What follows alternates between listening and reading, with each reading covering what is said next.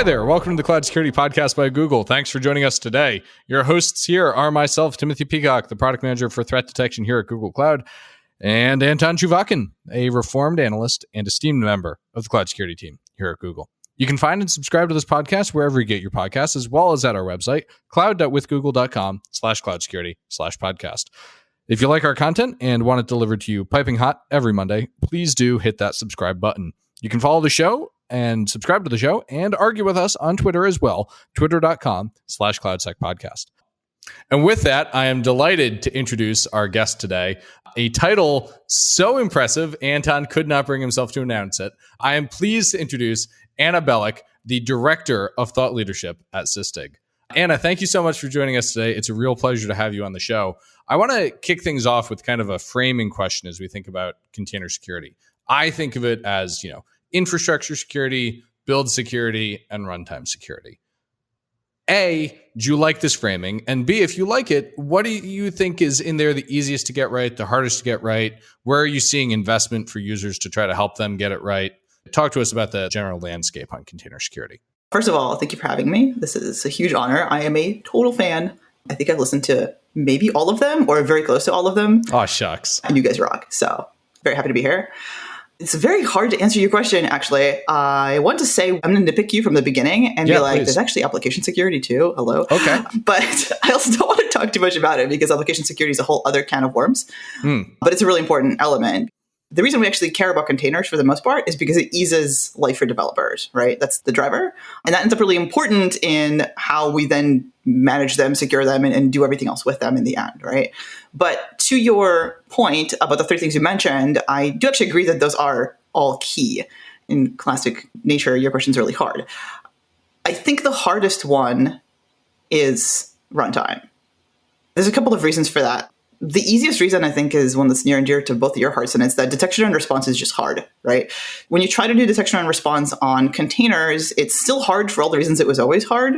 And now it's hard for some new reasons, like they're ephemeral and they do silly things that look wrong when they aren't, and so on and so forth, right? I think that the most important thing, actually, or maybe the thing that we're spending the most time and energy on right now is more on the infrastructure side, right? Because before you can really worry about runtime, you have to get some basics right. And this almost goes back to a security hygiene story of, look, you have to not open silly ports. You have to scan for vulnerabilities. You have to think about your configuration being secure. So all of those things are required before you can get fancy with runtime stuff. That makes a lot of sense. We kind of have a missing piece from that set of security, which is, of course, data forensics and incident response. I just assume people should earmark 10% of their budget for that and call it a day. So that's an interesting answer, and I think a good one that really it starts at the start of the list, which is getting your hygiene right. Perfect. When I think of hygiene, I think of infrastructure first. Maybe I'm just not very abstract-minded or something. When we think about Sysdig and similar technologies helping users get their infrastructure security right, but what do they get wrong? Because again, reading your report, which we'll mention more throughout the episode, it does seem like users and container users would sometimes get infrastructure wrong. So before we get to all the fancy stuff like runtime and build security, they actually miss the infrastructure angle. So what do they get wrong most of the time, and how do you help them? This is, I think, nuanced, actually, because what you mean by infrastructure becomes important, right? Is a container a piece of infrastructure or is it a piece of application? It's a real existential crisis question that I actually struggle with. I think that the thing that they get wrong is kind of higher level than any of that. And it's the pattern that they're trying to impose upon whatever it is they're doing, whether that's an application they're building or an application they're migrating or whatever, right? The beauty of containers and Kubernetes and cloud native and all these other things is that you're trying to operate in a different way, right? Like the cattle, not pets thing, where you can just throw away images that are broken instead of trying to fix them. You're moving a lot faster. You have a lot more redundancy built in by default. You're able to scale. So all these things give you a lot of power. What often happens, which I think is the biggest mistake, is our users don't actually take advantage of these things, right? They take their legacy habits and their legacy ways of doing things, and though they've moved their infrastructure and their application to the cloud, they haven't actually applied to it any kind of cloud native philosophy or approach. And that causes them to do things like not patch often enough, or rather, I shouldn't even say patch, because it's not patching, it's just immutable. You destroy it, right? So this problem of users coming to containers, thinking containers will fix their things, that's like going to Hawaii with your partner and things aren't magically better there. Containers as Hawaii, you say in your report, I think I can quote it as saying 3/4 of running containers have at least one high or critical vulnerability. To me, this is like the classic example of people adopting tooling thinking it'll fix their problem and not having it fix their problem. So why aren't we running latest? Why aren't we redeploying? What's keeping people from having the outcome they want? I think you're absolutely right about the cause, but I think the solution is just not simple because it's never simple, right? First of all, there are things that should be easier, right? It's quicker to get an answer to whether or not this thing is vulnerable. It's quicker to throw it away and deploy another thing that's not vulnerable. But whether or not you can actually remove a vulnerability is still not that trivial of a question, right? There's still dependencies, right? So you have components, there are other components dependent on those components. This results in a horrible supply chain problem that causes Anton existential dread. At the end of the day, you can't actually make the decision about whether or not any given thing can be replaced trivially without affecting lots of other things. You still end up with these like risk decisions and these workflow problems that cause people to have to kick this can down the road. And at the end of the day, they're incentivized to release features faster. Like they're trying to build software, they're trying to deliver business value. And so the security thing, every moment that it slows them down, it just gets ignored or dodged. That sounds like a lot of pre-cloud thinking, right? Like as you mentioned in the question, it sounds like a lot of the approaches and practices and habits from before cloud come in and people sort of follow them. So for example, you just said it's easy to scan, find the vuln, but then you also said right away, it's easy to destroy it and put a new one that's not vulnerable. People do the first part, but not the second part. Here, we're not asking them to patch. We're asking them to take a flamethrower and burn the old container to the ground, get a new one. That is supposed to be an easier task, yet they don't do it. Am I right, or am I still too... You're right, but consider the implication, right? So if the vuln is in some... Let's say it's a load balancer. It's like a single thing. It does one thing. You have a new version of this load balancer. You just destroy it. You deploy a new one, and it's going to go ahead and route your traffic, right? That's pretty simple. Now consider if the vuln is in a database.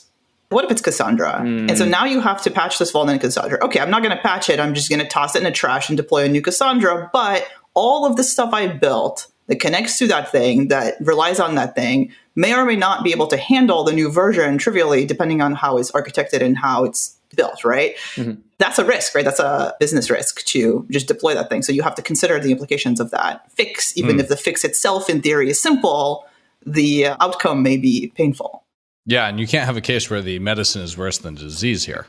Exactly. Sometimes you just have to choose to live with something not being quite right. Right, but this whole cloud native stuff is fake. Because this is the same problem I would have if I'm patching my Oracle and the patched version 8.5.7-23_45 does not work with an app. Anton. Like this is the problem I would have in 2007. Anton, you can't say the cloud is fake. You work at Google Cloud. No. I didn't say cloud is fake. I said cloud native is fake. Oh, man. Because I said that the problems you're describing are the same problem IT would have with patching a database in 2007. Where's the magic? Nothing ever changes. I mean, there's some magic. So a lot of things do go faster, for example, right? Yes. The amount of time it takes between when something is disclosed or when you discover something is wrong and when you can actually fix it is much smaller now, right? You can have a release the next day that fixes everything, potentially. So I do think that it's a little unfair to say nothing's changed because in 2007, this might have taken months or years, and now it might take weeks or months, which is like a pretty big improvement. Okay, I'll go with that. I will switch to a positive theme. And one other thing from the report that they picked is that while 75% of containers, as we just said, contain patchable vulnerabilities, some customers, the most mature and meticulous customers, as you say, reduce this metric to below 5%. 5%, 75% sounds like a big difference. So as a long-time maturity, kind of operational maturity nut, it sounds like there's a bit of a chasm, possibly a big chasm between the average, 75% problematic, and best, 5% problematic. How are they doing it? And what's the magic behind them being so much better? Are they the true cloud native? Do we now have the cloud native and like the real cloud native? Or is there something else going on? We've got some Scotsmen about to join the call, I think. I do actually think there's something to the cloud native in quotation marks versus the real cloud native. My personal opinion is that I do attribute a lot of that success to folks actually adopting some of these patterns, right? That includes not just the immutability thing of like throw it in the dumpster, deploy the new one, but also the kind of like shift left buzzword, which actually just means to find these problems sooner, right? The sooner you can discover that there's an issue, the easier it is to actually alleviate that dependency suffering for the developer who is responsible for making sure that the issue isn't there, right? From our perspective, the folks that use at least our tool, they scan sooner. They are more serious about making sure that they get visibility into what all these workloads are doing and how they rely upon each other. And they generally just have, like they're doing a better job of that hygiene stuff in a cloud native way that is specifically how you should treat a container, as opposed to kind of trying to compromise between this like legacy approach and this new approach. That makes a lot of sense. And on the topic of shifting left and on the topic of build, we saw in your report that 52% of images are scanned at runtime and 42 are initially scanned in the CI/CD pipeline. That seems to me backwards. Shouldn't most people be pushing their scanning into the build pipeline rather than the runtime? What's up with that? Again, this is where I would say that the folks that are higher maturity are definitely pushing it into the build pipeline. And in fact, they're actually doing even more advanced things where they scan their artifacts. Like they'll scan like infrastructure as code, YAML, before they ever build anything. So they can see misconfigurations before they've ever bothered to build a thing. The issue is, first of all, again, there are folks who are just picking this up, right? It doesn't take like 5 minutes to build a CI/CD pipeline. So if you've never done that before and you're just starting to adopt some of these practices, it could take a really long time to build out that. How long? Years, potentially, depending on where you started, right? Like, it's not just about buying a trinket and plugging it in, right? There's a lot of process and culture that has to shift, right? But years, you make it sound like these people are melting down sand and building their chips from scratch by hand. Like, it's pretty close in some sense.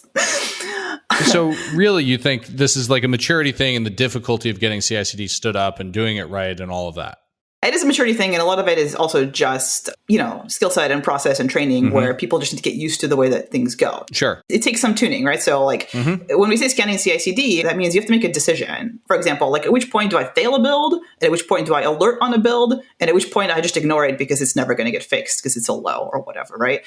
Those kinds of gates take tuning because you put something in, it does or doesn't work, the developers hate you, then you go back and forth and you kind of negotiate. So this all takes time to get right. The other element here that is kind of interesting is that part of those images that are scanned at runtime for the first time, actually a non-trivial part, are things that aren't actually built by the developers, right? Yeah. So again, they may be load balancers, like Kubernetes components or other kind of what we used to call middleware back in the day, that you're pulling down from a repository or you're using it as like a vendor-consumed piece of software that you trust, right? So you assume it's not vulnerable. That may or may not be a safe assumption. So again, the best practice is to scan all that stuff in the CI/CD too and have it be part of your testing process to check all those pieces. But a lot of people haven't done that yet because, maybe it's on their roadmap. Maybe it's just not something they think is as important as scanning the things that they do build. There's a different risk profile associated with not scanning those things because you should be able to trust your vendors to some extent, right? Rather than not scanning the stuff that you actually put together yourself. So people aren't scanning their shrink-wrapped code. That makes a lot of sense. Or at least they're not scanning their CI/CD. Okay. Yeah. But that's disturbing also, right? As if there's not more disturbing stuff to find. Because this is kind of something that I recall from my Gartner days, where the security shifting to pre-runtime. And frankly, I was nervous we're going to lose the runtime security because people would supposedly do all the security in the beginning. And then they would claim that they're all done, so they would not do runtime security. So that was my fear back in the day. It turns out the fear is not materialized, but something worse did. They're not doing enough security before deployment. I think you were just ahead of your time, Anton, actually. I still share this fear, honestly, that people will think that they can check all the boxes because they have this beautiful testing pipeline that makes sure that everything's okay. And then they can throw that thing into production and sleep at night. Yeah, that's my fear from 2018. Yeah, like being a paranoid security person like you, I'm over here like, that's a terrible idea. No, it's going to be awful. And that's part of what kind of we do, actually. We try to provide that runtime context for folks. But at the same time, it's hard to really expect good runtime hygiene when you don't have good preventative controls yet. So again, I think you're just ahead of your time in that these things will happen, but they haven't happened yet. This is almost starting to sound like in this call, we're backing into some kind of, dare I say, capability maturity model for container security. Do you want to write something about that? No, I don't. That's your job. You're the director of thought leadership here. That's right. There's another element actually that's kind of interesting in terms of people and process, right? And that in the old days of vulnerability management, we had this struggle of like deciding who the owner of something was. When you push something through whatever scanning process to identify what's wrong with it, your next question is like, who's going to fix it? So you have like application owners or system owners or what have you. And usually they were in I know and they hated you. And so that was painful, right? Yep. Now there's actually a different, but maybe more complex issue because you could have an image, like a container image, that has different layers that are owned by different people, right? Like its base image that is an operating system or whatever enabling layers might actually be a DevOps or Ops ownership element. And the things that are sitting on top of it that the developers created or the dependencies they pulled in, like third-party libraries, are the developer's job. Tooling that exists today isn't super great at being able to tell which is which and whom to ship that ticket to. Yep. And so we still have that issue of whose job is this? So who is going to fix it? Never mind, like when they're going to fix it.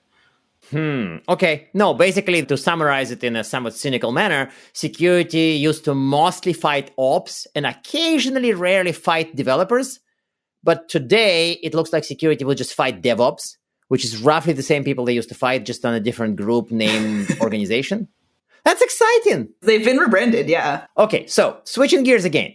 So one thing that I also caught up on the report, and again, I wasn't trying to read the report as it's a story about how IT and security were done in the past, but there was a line about scanning third-party containers and runtime being popular because it reminded people of a simpler legacy approach to VM when they used to always scan servers as they're running.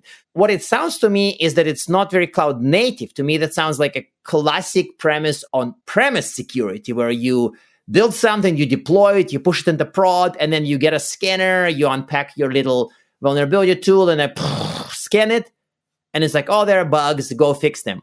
Why is it still there with us? Why is this practice still around? Why didn't it die when people went cloud native? I think the simplest answer is that people stick to what they know, right? And you have to start somewhere. We try not to judge them. We just kind of want to secure them. So there's an element of meeting them where they're at. But I do think that that's a tendency, right? If you can't get your developers to adopt some of these best practices of shifting left, if you can't afford to build this beautiful pipeline, you have to do something. And so you do. You start at the end, right? You start it all the way to the right. So you can at least fail the builds that are the most broken or what have you, have some standards. And then you try to go to the left. Okay. Back to your other point about the terror of runtime security is that you can't assume that because you've scanned it on the left, it's okay. Right. Forever, right? So you still have to scan it in runtime, probably scan it forever in runtime continuously. Yep. It's just that shouldn't be the first time you scan it. Yes. I think it does make sense. And I think that it's nice that we know of at least one problem that would materialize in 2-3 years at many companies is that when they would shift too much left and they would not do enough runtime, then we'll be here with like, hey, we knew it back in 2022. Okay. So I want to ask another question from another thing that kind of like blew my mind a little bit from the report. There was a metric about 72% of containers having shells in them. And a quote from our podcast notes is that to me, it sounds like 62% of zoos have a dragon in them. It's like really bizarre, surreal. Why are people SSHing into friggin' containers? What's going on? This is not supposed to be like this. Can you care to comment on this one? It's 62%, but yes. I think it's the same reason, right? First of all, again, I have to be a little bit empathetic, I think, to our poor users in that when you try to modernize a workload, which is what's happening, like some of this stuff is definitely greenfield where people are building brand new, beautiful, shiny things. But a lot of businesses just have legacy apps that are running that are business critical, and they would like to refactor them to be newer and shinier. And that is not a trivial process, right? That's a very long road. They may well be taking something that is a monolith that has been running in a virtual machine for 30 years and moving it to cloud in the hopes that that's going to like save them money or make it more likely that they're actually going to do something novel with this thing, or just because they were told to, I don't know. And then they're going to hopefully over time start parting it out, right? So piece by piece, they're going to dismantle it and build it into something more microservice oriented, perhaps, right? Maybe that's the dream. And so if they're still in those early stages of this is just a virtual machine to me, they're going to do those things. They're going to see some weird behavior. They're going to SSH into it to like yum stuff, what have you. Okay. And yeah, to me, that's utterly shocking. I'm over here like, it's a container. What are you doing? But at the same time, old habits die hard. And if you don't have any other way, or if you haven't actually designed it to be Kubernetes orchestrated and load balanced so that if you kill it, it'll fail over to the next one, then you don't have a choice. If you don't own the build process for a container, it makes sense. You have to SSH to it and apt get update. those are your options in life. And if somebody doesn't have one, they're going to take the other, right? In some ways, Anton, I think we ought to be applauding these users that do go ahead and try to update their stuff, even if it's not, a fully container optimized operating model. Okay, wow. You found a nice optimistic bit in that. Yeah, I think that's my job. I have an optimistic take on it too, actually. Going back to what we're talking about here, right? This is like the SysDig usage report and security report. Mm-hmm. So these people have engaged with a security vendor that brands itself as cloud native, right?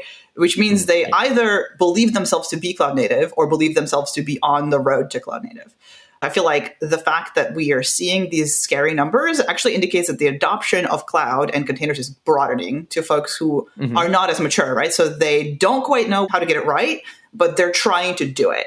And that actually gives me a lot of hope because, I've been covering this stuff since like 2015. And I've always been like, wow, this is so cool. Why isn't everyone doing it? And now it feels like maybe everyone's doing it, right? Which is great. Like, that's awesome.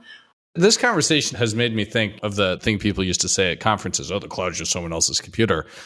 Are containers just somebody else's computer? Like, is that what we're seeing here? Tim, you know better. Come on, you're baking her. Containers are your computer. Containers are a tiny piece of someone else's computer. No, yeah, that's what it kind of sounds like, though. It sounds like containers, for all their hype, have all the same problems as people's computers. I actually would argue that the problem isn't that people don't love them enough. It's that they love them too much. Oh. Let them die. Let them fall over. Like, why are you treating them like these virtual machine pets you used to have? Like, they're actually still your computer. Let them be someone else's computer. I like that answer. So we're getting towards the end of the show, and we have our traditional closing question, which I think I get to ask both parts today. First, do you have one tip for people to improve their container security outcomes? And, this is the part where I want you to do more than just say, contact SysDig. And then two, do you have recommended reading? And go beyond just the report, which we will be linking in the show notes, listeners. You should totally contact SysDig. We'll help you out. To be honest, it's kind of goes back to what I said earlier, right? I think if you are on this journey to cloud native, it's okay if you're not killing it from day one because it's actually very complex and there are many, many things to learn. So don't hate yourself for the fact that you're not killing it from day one, but do try deliberately to actually adopt the cloud native philosophy and the cloud native patterns and not just the cloud native tools, right? Because just doing the tech thing, as always, doesn't get you very far. You have to do the process thing. That's a great answer. Anna, thank you so much for joining us. Thank you for all of the laughs, and thank you for letting me think of containers now as the tropical vacation for a struggling couple. I didn't actually tell you what to read, but I can if you want. Oh, yeah. What would you like our guests to read, please? Read the report, obviously, which is awesome, and it's at syssdig.com. And in addition, for folks who are just learning about Kubernetes, we have a pretty cool thing called the Cloud Native Learning Hub, which you can check out, and it will teach you basic things about cloud and Kubernetes security. Amazing. Thank you so much. And now we are at time. Thank you very much for listening and, of course, for subscribing. You can find this podcast at Google Podcasts, Apple Podcasts, Spotify, or wherever else you get your podcasts. Also, you can find us at our website, cloud.withgoogle.com/cloudsecurity/podcast. Please subscribe so that you don't miss episodes. Today, I will be particularly insistent, and I would say, please subscribe so that you don't miss episodes. I don't know. I should probably do it with my Russian accent.